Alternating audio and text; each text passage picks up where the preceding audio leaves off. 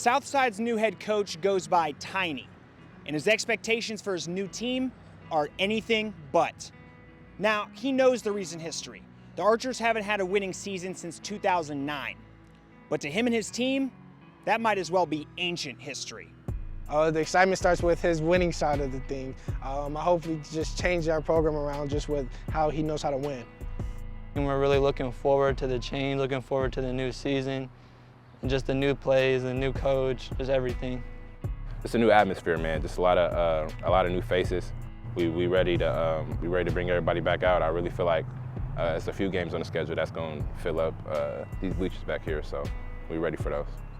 And the approach Coach Lee is going to take, I think it's best described as unpredictable. We have a lot of different sets, offensive and defensive. He throws a lot of stuff at us, but it's kind of controlled to the point where we understand what we're doing. And I feel like the more we get into the season, the more we'll start to bring out of that so-called bag. For example, the Archers don't really have a base defense.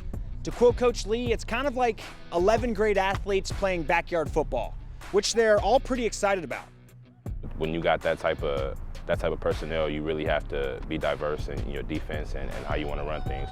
In terms of personnel, Lorenz Tabron, who was mostly used last year as a guard and middle linebacker, is supposedly battling senior southpaw Quincy English for the quarterback position.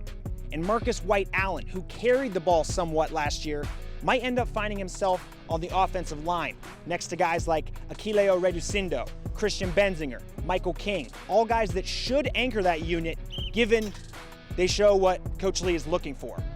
We're looking for the guy with the best feet to play guard. We're looking for a guy who's aggressive in his blocking nature with excellent footwork to play tackle. We have to be very diligent to put the right guy in the right spot. Anchors on the defensive line are more so set in stone. Southside returns its best defensive player in defensive end Trevor Hapner, first team All-League last year after a superb season. And he'll actually mix in at tight end too, which the offensive coaching staff calls the most exciting position unit on that side of the ball. Opposite of Hapner at D-end is Jaylen Lattimore, and those two combined for 9.5 of the 17 Southside sacks in 2020. Other defenders of note: Adrian Macon, an up-and-comer in the secondary, filling some important shoes; Marcus White-Allen, who should line up at linebacker like he did last year; and a fellow linebacker, Jermaine Freeman, a talented defensive player who might also be playing some snaps on offense. Regardless of who takes the field wearing green and white, the objective is obvious. We're really hungry to win.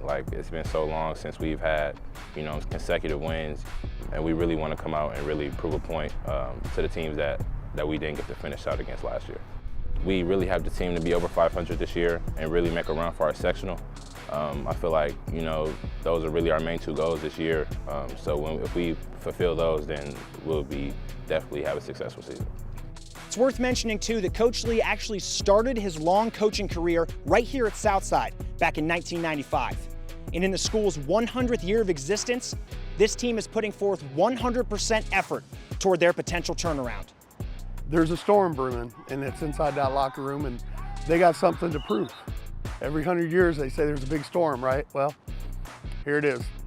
Oh, you should be ready. I'm ready. I know our team's ready. Everybody ready. They'll get the first crack at that turnaround at Concordia on August 20th. Until then, this has been Blake Baker with Summit City Sports. 1, 2, 3, 4, 5, 6.